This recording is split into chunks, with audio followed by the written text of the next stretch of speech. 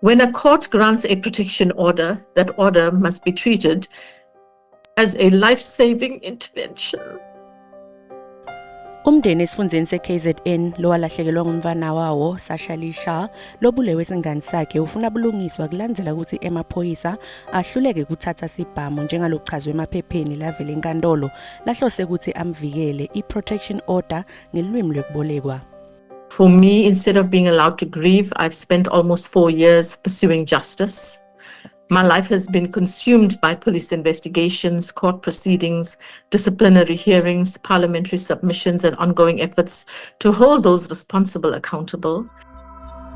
Naidu uthi umndeni bewadi ngekuhlukubeda lobekubhekiswe kumvanakhe nanekuthi abenayo i-protection order kepha wabulawa kunjalo. Ngemuva kwekushona kwakhe, singane sakhe satithathela impilo yaso sashiya incwadi lekhombisa lapho sibonga liphoyisa. Lekuliphoyisa lelibandzakanyeke kuleli cala lelamiswa emsebentini tinyanga letimbili.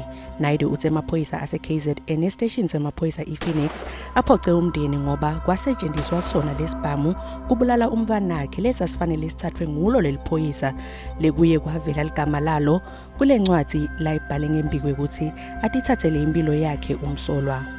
It is really painful. I cried and cried for days. I had to go into therapy.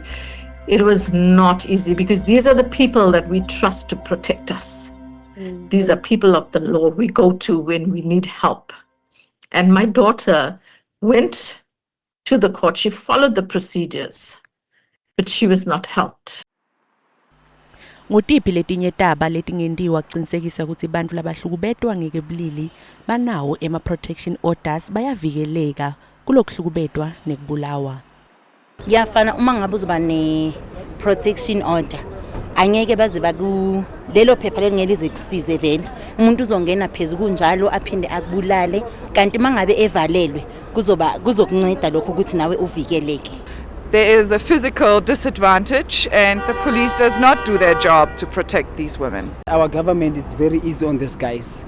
That's why they do this over and over again. Now we are not safe at all as women because the protection order is just a piece of paper to somebody. Akayithathi as into enesindo kuye. It's just a paper angalithatha lahlelele enze whatever. Nakabutwa ukuthi impilo injani solo kwandlula emhlabeni umvanakhe Naidu uphendvule ngalendlela. The emotional impact that it's had on us is overwhelming. Our family's never been the same. You know, she should have been here. She was only 25, you know. Her murder has left an irreplaceable void in our family. Avele ashabalaleke emacala lamanenge ekuhlukubedwa kwebantu labasikati lekungafani nekubulawa kwaSashali lo wabulawa mhla tinge-13 ngenyanga yeMphala 2022 Ntsambama eGateway Mall eUmhlanga eDurban KwaZulu-Natal. Namhlehlelweni sibuta ukuthi yini lekumele yendelwe bantu labasikati labanemaphepha lekumele abavikele bangahlukubedwa njengoba leli phepha lingaqinisekisi kuphepha kwabo esikhatsini lesinengi. Ngingonokubonga Mgwenya etindzabeni te-SABC leli hlelo asikhulume Let's Talk ngiseJozi.